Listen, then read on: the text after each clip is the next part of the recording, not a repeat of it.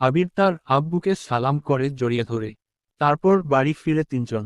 বাড়িতে যেন হৈ হৈ রই রই ব্যাপার। হবে নাই বা কেন? বাড়ির বড় ছেলে এত বছর পর বাড়ি ফিরছে। রান্নাঘরের বাহারি রকমের রান্নার ধুম পড়েছেন মা চাচিদের। হঠাৎ দরজায় আবিরকে দেখে সবার মধ্যে হইচই শুরু হয়ে গেছে। আবিরের আম্মু দৌড়ে এসে জড়িয়ে ধরলেন ছেলেকে। আবেগাপ্লুত হয়ে মাকে জড়িয়ে ধরল আবির। মমতাময়ী মাকে সেই 7 বছর আগে ছুঁয়েছিল, আজ এত বছর পর মায়ের ছোঁয়া পেল আবির। মা চাচিদের সালাম করল। সোফায় বসিয়ে ছেলেকে একের পর এক শরবত নাস্তা দিতে ব্যস্ত সবাই। এরই মধ্যে উদয় হল মিম আর আদির। মিমের বয়স 14 বছর। তার ছোট ভাই আদির বয়স মাত্র 10 বছর। আদি এই বাড়ির সবচেয়ে ছোট। আবির যখন দেশ ছেড়ে ছিল তখন আদির 3 বছর হয়েছে মাত্র। ভিডিও কলে দেখতে দেখতে ভাইকে সে একটু একটু চিনে। দৌড়ে এসে জড়িয়ে ধরেছে ভাইকে। আবিরও জড়িয়ে ধরেছে আদিকে।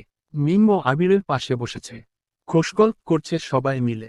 আদি জিজ্ঞেস করছে, ভাইয়া, আমার জন্য কি এনেছো?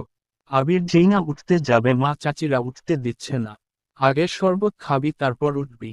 আবির তানভীরের দিকে তাকিয়ে বলল, ওই লাগেজ টানিয়ে আয় তো।